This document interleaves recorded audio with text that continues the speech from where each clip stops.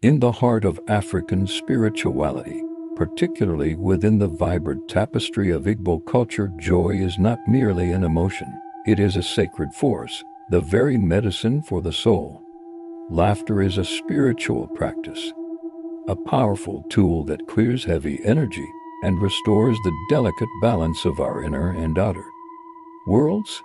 This is the path to divine order, a state of harmony that thrives where joy is consciously cultivated.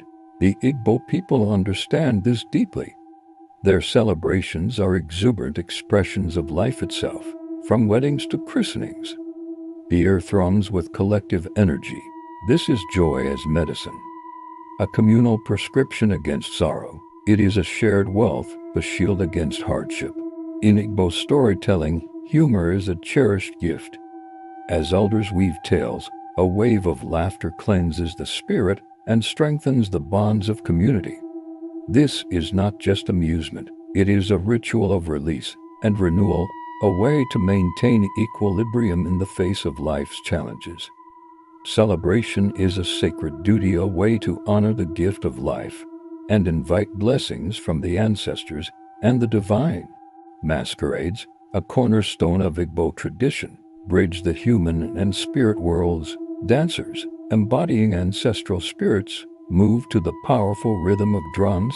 In these moments, joy and reverence intertwine, creating a powerful conduit for spiritual connection and communal healing. Divine order, or Usoro Chukwu, is the belief in a cosmos held in perfect balance.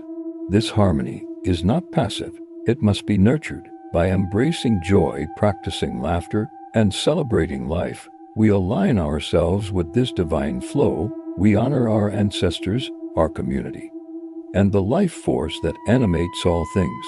Joy is the key that unlocks this sacred alignment.